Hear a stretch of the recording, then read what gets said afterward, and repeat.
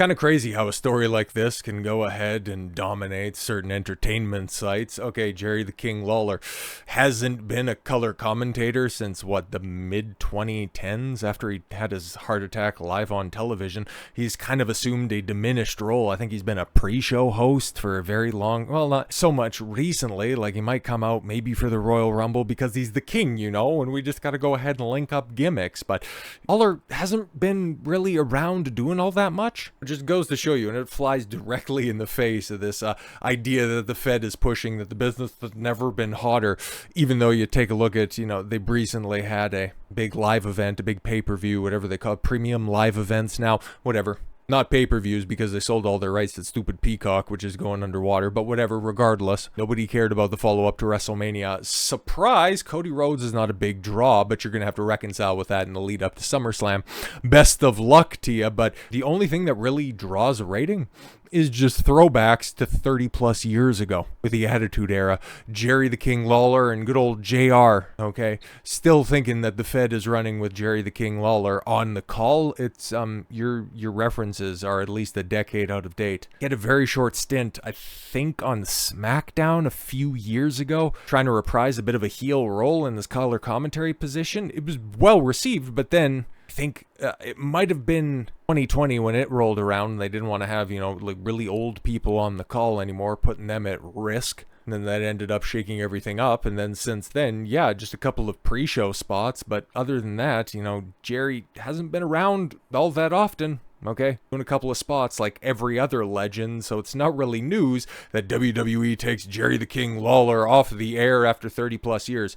He's been off the air for a while. It just shows you wrestling, yeah, it's not as popular as they'd like for you to think it is. WWE has declined to renew its contract with Hall of Famer, wrestler, and broadcaster Jerry the King Lawler. That's not necessarily true because he's still signed to a Legends contract, meaning that, you know, if the Fed puts out the call and they need him to come for an interview spot, for him to take a bump, I don't know, to put somebody over, they can go ahead and do that, or to have him stand in the background for one of the anniversary specials that are becoming less and less special. Like, they can go ahead and do that, but when it comes to an on-air talent contract, that's the one that didn't end up getting renewed. Why? I really don't know. Also because his contract was probably a little bit more expensive than the interchangeable faces that they currently have on the panel. But that's just me thinking and trying to connect the dots, you know, also, and the fact that they're cutting back on their pyro and getting all of these homogenized sets that used to be a hallmark of the Fed back in the day, where they'd have the individualized pay-per-view sets. Everybody remembers the old Backlash hooks or big beach setting for SummerSlam. Like, there was a bunch of cool things that they used to do, but now it's just a widescreen TV with somebody's name and some generic interchangeable music. Ooh, fantastic. So I guess this is just getting rid of, like, I don't even know who's left from the old regime anymore. But anyways, Lawler joined the Fed in 92 as a commentator. No, he was brought in as a talent first, right? Working with Bret Hart in the early 90s, defeated Bret Hart and was named the undisputed king of the World Wrestling Federation while he continued to wrestle. Yes, intermittently, including finally getting a WrestleMania match at WrestleMania 27. Lawler was a broadcaster for Raw, SmackDown, WWE pay-per-views until 2016. Yeah. Okay, that's when he was officially taken off the three-person booth, right? Yeah. Now, Lawler has not been featured on a WWE broadcast for over a year. There it is. Okay. But he still has a Legends deal that allows him to work with the organization on merch and other licensing. Despite his departure from the broadcast team, Lawler is said to have a great relationship with the company. Indeed, he was backstage at SmackDown in Memphis in March. Yeah, and whenever, you know, the Fed goes through Memphis in order to get a cheap pop, they'll give Lawler a call. Because just like Star Wars and many other big fossilized franchises now in entertainment, they have stopped growing their brand and have simply become self-referential machines. The WWE is not about professional wrestling as much as they'd like to tell you. It's never been hotter. It hasn't been hotter in the past 30 years. It's just simply about referencing itself. Referencing itself and continuing to just delve deeper and deeper into obscurity with baffling decisions. It's kind of like the Drew Gulak situation. Okay. We talked about this before when Ronda Rousey had her big spurg out and she was trying to throw everybody under the bus for her failed run in the WWE except for herself. And one strange interaction ended up coming up involving Drew Gulak. Oh my god, he pulled a string on her sweatpants and then he got taken off of television. It's like, wait, what? This happened years ago? And because you have a new book to sell, you decide to throw him under the bus? Well, okay. Good on you for actually naming names, but the way that Drew tells the story was he went in for a handshake, which is customary, you know. All the boys and girls in the locker room, you know, shake hands when they meet on the night. Okay, like that's been going around forever.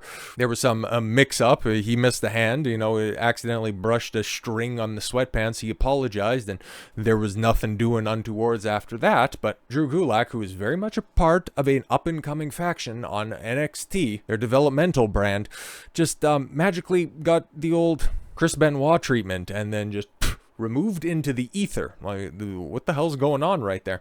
Drew Gulak removed from NXT programming following WWE investigation. An investigation that only came up after the Ronda Rousey stuff came around. So Brian Alvarez has reported the WWE conducted an investigation into accusations made by Ronda Rousey. They weren't even made by her in so much as it was an excerpt from her book, so whatever.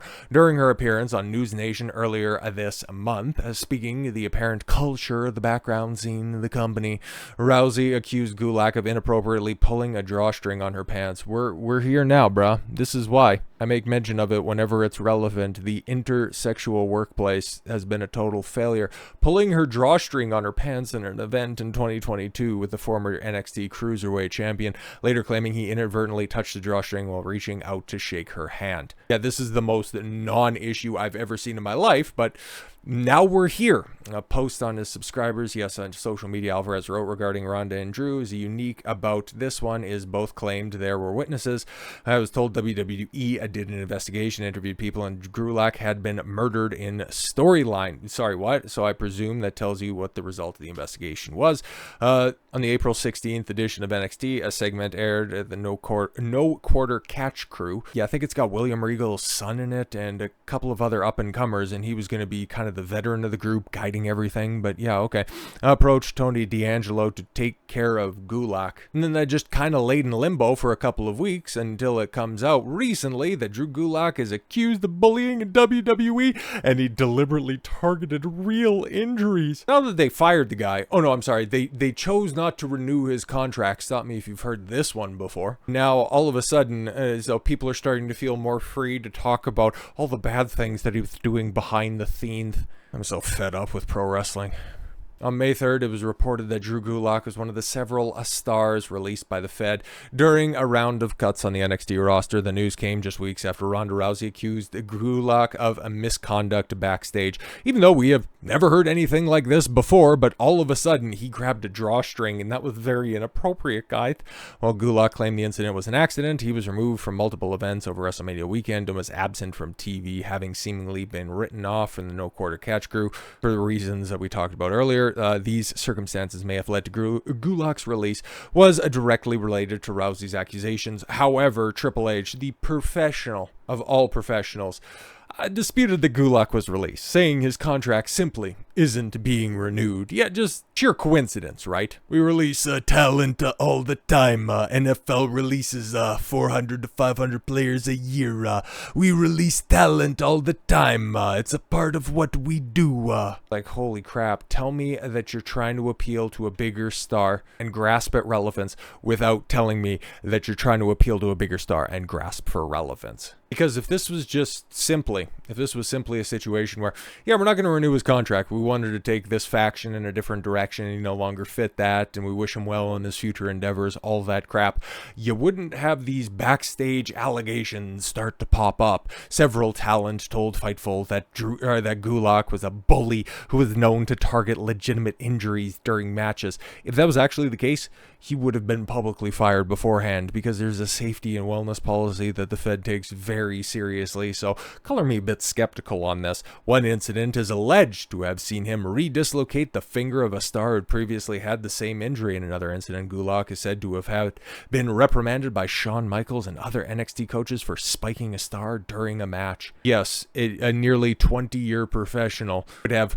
purposefully dropped a rookie on his head. I'm sure that's the case, and it's not somebody who is going through that dilapidated performance center wrestling the exact same matches that everybody else does that didn't put themselves in the best situation. I'm sure that's exactly what happened. But these two stories match up very well with one another. Why is that? It just goes to show you that the greater conversation around WWE, around professional wrestling, is so far removed from what's actually happening, and what they're doing is trying to grasp onto a normie audience that has jettisoned them years ago by trying to put the feelings of women above everybody else, because this is all about accidentally grabbing a drawstring and what the manner was behind that. That's what we're talking about here, brah. And that's why professional wrestling is only going to get more and more pathetic as the year goes on.